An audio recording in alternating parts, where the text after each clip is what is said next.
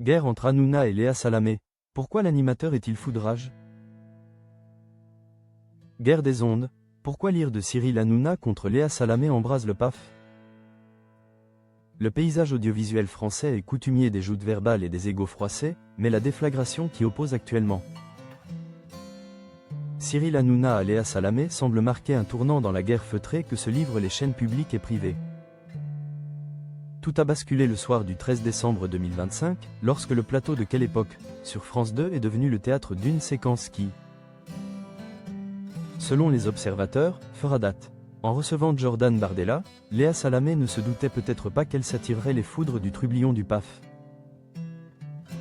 Lançant ainsi une polémique qui interroge la place du politique dans le divertissement. L'étincelle, un Jordan Bardella entre courtoisie et piège cathodique. Tout commence par un exercice devenu rituel dans l'émission de la deuxième chaîne, la réaction spontanée face à des clichés de personnalité. Face au portrait d'Emmanuel et Brigitte Macron, puis de Nicolas Sarkozy, le président du Rassemblement national a surpris par la teneur de ses propos. Loin de l'attaque frontale, il a choisi l'angle de la vitalité. Où est-ce qu'il trouve toute cette énergie? Il est objectivement increvable. A-t-il lancé au sujet de l'ancien président de la République? On peut être en désaccord avec lui, mais il a une énergie qui lui est propre et qui l'honore. Cette apparente mansuétude, étendue jusqu'à l'effigie de Donald Trump, a immédiatement suscité l'ironie de Roselyne Bachelot. Chroniqueuse d'un soir et fine mouche du débat politique, qui ne cesse pas privée de tacler l'euro-député sur ses contradictions. Mais derrière l'élégance de la forme, une question demeure. Bardella a-t-il été trop bon client? C'est ici que Cyril Hanouna entre en scène. Cyril Hanouna, le réveil d'une fureur médiatique. 5 jours plus tard, le 18 décembre, l'ambiance est électrique sur le plateau de Toubeau. Tout N9 sur W9. Cyril Hanouna, d'ordinaire prompt à la boutade, arbore un visage de marbre. Pour lui, la séquence de France 2 n'est rien d'autre qu'une manœuvre d'Enseur Clément psychologique. Je pense que c'était surtout un piège, assène-t-il avec une conviction glaciale. Selon l'animateur, Jordan Bardella s'est laissé naïvement conduire dans une arène où les dés étaient pipés d'avance. Hanouna fustige le casting entourant le politique, une garde rapprochée de chroniqueurs et d'invités qu'il juge hostiles par essence. Quand vous voyez les invités qu'il y a autour, il ne faut pas y aller, s'exclame-t-il. Visiblement outré par ce qu'il considère comme un manque de flair stratégique de la part du leader du RN. Le cœur du grief de Cyril Hanouna réside dans le rapport de force entre l'invité et l'émission. Dans sa logique, le prestige a changé de camp. Aujourd'hui, Quelle époque a besoin de Jordan Bardella. Jordan Bardella n'a pas besoin de Quelle époque, martèle-t-il. L'animateur va plus loin en affirmant que le programme de Léa Salamé traverse une zone de turbulence en termes d'audience et que la venue du dauphin de Marine Le Pen servait avant tout de bouée de sauvetage audimatrique.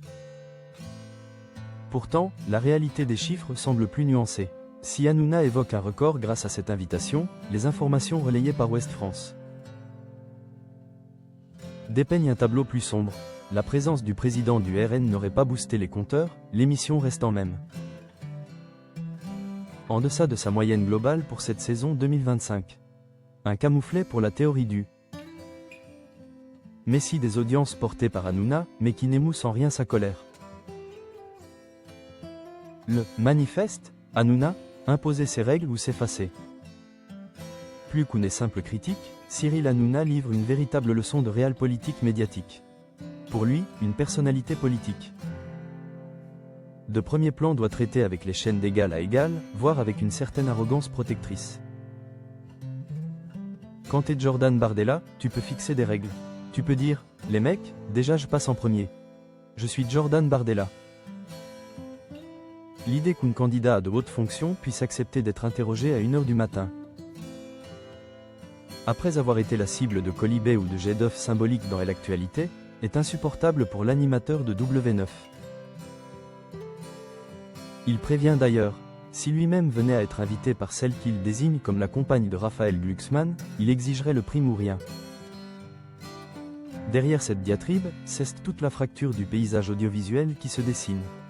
D'un côté, une télévision publique qui tente de maintenir des formats de débat longs et parfois déstabilisants, de l'autre. Une vision de la télévision spectacle où l'invité est un roi qui doit être protégé et mis en valeur. Cyril Hanouna, en se faisant le défenseur acharné d'un Jordan Bardella qu'il estime malmené, continue de creuser le fossé avec Léa Salamé. Cette guerre ne fait sans doute que commencer, et elle témoigne d'une époque où l'heure de passage à l'écran est devenue aussi politique que le discours lui-même.